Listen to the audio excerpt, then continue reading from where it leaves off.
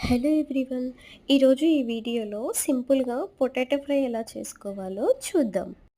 ముందుగా stove on చేసుకొని ఒక కడాయి పెట్టుకోవాలి. కడాయి పెట్టుకున్న తర్వాత ఆయిల్ వేసుకోవాలి. ఇలా ఆయిల్ వేసుకున్న తర్వాత హీట్ అయిన తర్వాత పోపు యాడ్ చేయాలి. ఇక్కడ నేను 1 table spoon of pope add చేశాను. ఇలా పోపు వేసుకున్న తర్వాత కర్రీ లీవ్స్ కూడా వేసుకోవాలి. ఇలా తిప్పాలి అండి. వేసుకున్న తర్వాత ఇలా కొంచెం సేపు ఆ పోపు ఫ్రై అయిన తర్వాత ఉడకపెట్టుకున్న పొటాటో పీసెస్‌ని యాడ్ చేసుకోవాలి. సో, ఇలా యాడ్ చేసుకున్న తర్వాత అవి తిప్పాలి అండి. ఎందుకంటే ఆయిల్ అనేది ఆ పీసెస్‌కి పట్టాలి కాబట్టి. సో, చూసారు కదా! అలా తిప్పిన తర్వాత ఒక్క 30 సెకండ్స్ వెయిట్ చేసి టర్మరిక్ పౌడర్‌ని యాడ్ చేసుకోవాలి. ఇక్కడ నేను half table spoon of turmeric పౌడర్‌ని యాడ్ చేసుకున్నాను. ఇలా వేసిన తర్వాత బాగా తిప్పాలి అండి.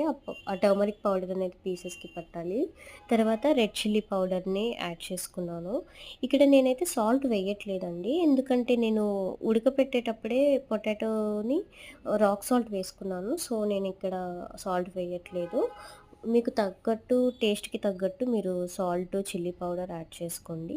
అంతే అండి. ఎంతో ఈజీగా ఉండే tasty potato fry ready. Thank you.